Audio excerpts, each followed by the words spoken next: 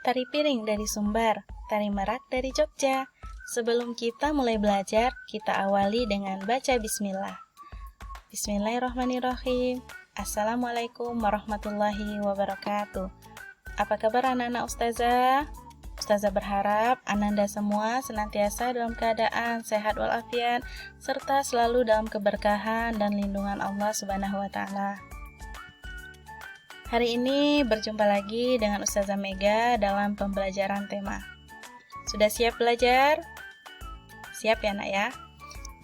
Hari ini kita akan belajar tema 4A dengan judul tema Indahnya Kebersamaan. Subtema 1, Keberagaman Budaya Bangsaku, pembelajaran 1, KD 3.1 dengan materi gagasan pokok dan gagasan pendukung. Adapun tujuan pembelajaran kita pada hari ini adalah siswa dapat menentukan gagasan pokok dan gagasan pendukung yang diperoleh dari teks lisan, tulis, dan visual. Kita langsung masuk ke materi. Suatu teks terdiri dari beberapa paragraf. Setiap paragraf selalu memiliki gagasan pokok dan gagasan pendukung. Apa itu gagasan pokok? Ada yang tahu? Benar, gagasan pokok adalah topik yang dibahas pada suatu teks atau yang sering disebut sebagai ide pokok atau ide utama yang terdapat dalam sebuah paragraf. Jadi, ide pokok atau ide utama yang terdapat dalam sebuah paragraf itulah yang disebut dengan gagasan pokok. Sedangkan gagasan pendukung adalah informasi tambahan pada suatu teks yang terletak pada kalimat penjelas. Dengan kata lain, gagasan pendukung berisi penjelasan-penjelasan yang mendukung gagasan pokok. Jadi, gagasan pendukung itu berisi penjelasan-penjelasan yang mendukung gagasan pokok. Anak-anak Ustazah, gagasan pokok dapat ditemukan dengan cara membaca seluruh kalimat pada paragraf.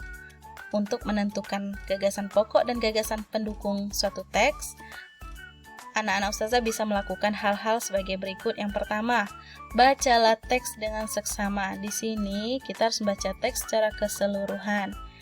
Yang kedua, cermati kalimat pertama hingga kalimat terakhir pada setiap paragraf. Yang ketiga, temukan kalimat utama dan kalimat penjelas dalam suatu paragraf.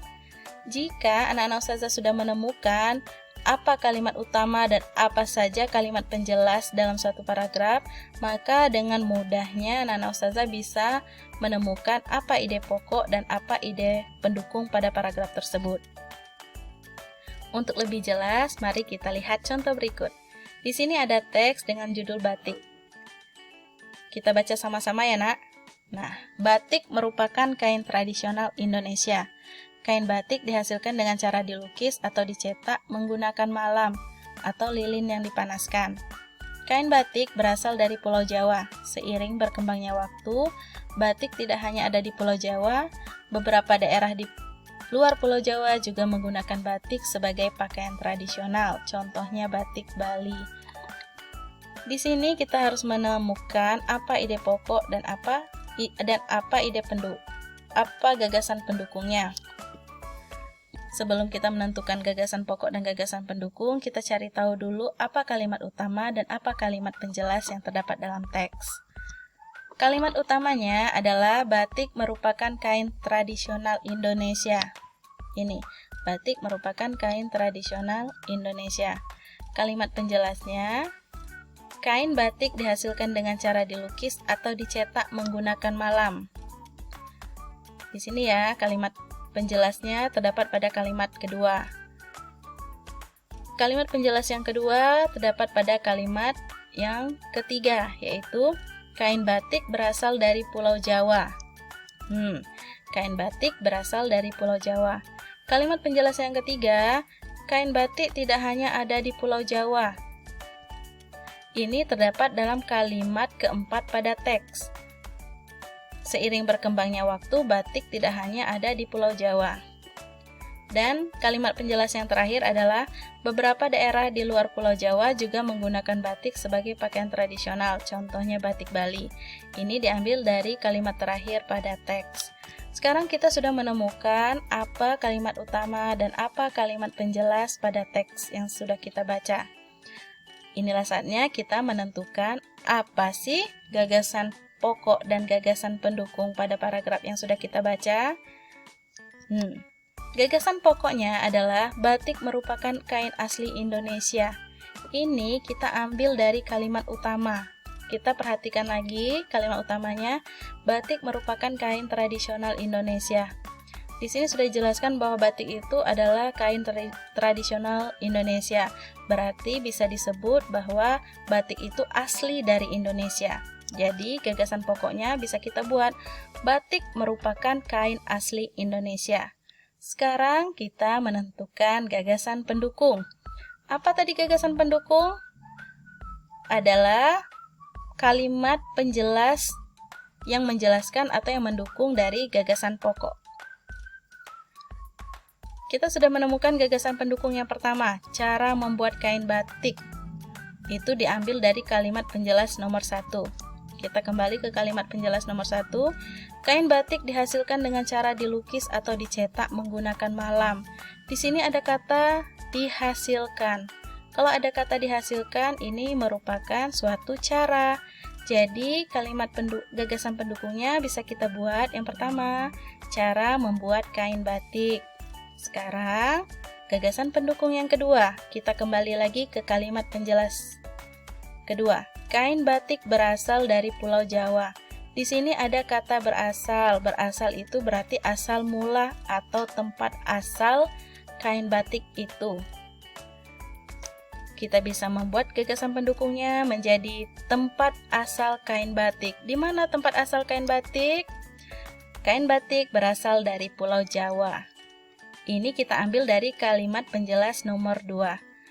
Selanjutnya kita akan menentukan gagasan pendukung selanjutnya, yaitu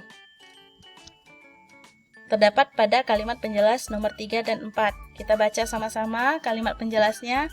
Kain batik tidak hanya ada di Pulau Jawa.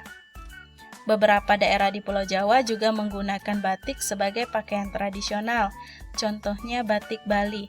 Di sini dikatakan bahwa kain batik tidak hanya terdapat di Pulau Jawa, tetapi juga terdapat di beberapa daerah di Pulau Jawa. Dapat kita simpulkan bahwa kalimat pendukung yang ketiga adalah persebaran kain batik. Apa itu persebaran? Tempat menyebarnya kain batik. Kain batik sudah tersebar ke seluruh pulau yang ada di Indonesia, contohnya di Bali. Ini gagasan pendukung ini kita ambil dari kalimat penjelas nomor 3 dan nomor 4. Sampai di sini anak-anak ustazah sudah paham mengenai gagasan pokok dan gagasan pendukung? Ustazah ulangi ya, gagasan pokok adalah ide pokok atau ide utama dalam suatu paragraf, topik yang akan dibahas dalam paragraf tersebut. Sedangkan gagasan pendukung itu berisi penjelasan-penjelasan yang mendukung gagasan pokok. Nah, gagasan pokok biasanya terdapat dalam kalimat utama, sedangkan gagasan pendukung itu terdapat dalam kalimat penjelas. Sampai di sini paham ya, Nak ya? Untuk lebih memantapkan pemahaman anak-anak ustazah mengenai gagasan pokok dan gagasan pendukung, anak-anak ustazah bisa membuka buku tema 4A halaman 4. Di sana ada teks yang bisa Ananda baca, lalu setelah membaca teks bisa mencoba mengerjakan latihan dalam menemukan gagasan pokok dan gagasan pendukung pada halaman 5. Ustazah akhiri materi kita pada hari ini. Semoga apa yang ustazah sampaikan itu bermanfaat. Semoga antum semua paham dan mengerti mengenai materi yang ustazah sampaikan. Ustazah akhiri dengan mengucapkan lafaz alhamdulillahirabbil alamin dan doa penutup majelis. Subhanakallahumma wa bihamdika asyhadu an la ilaha illa anta astaghfiruka wa atubu ilaik.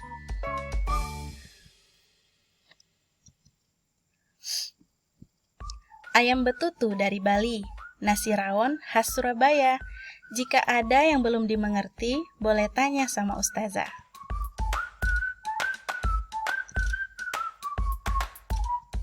Kembang kuncup bunga seruni, kembang sempurna bunga dahlia.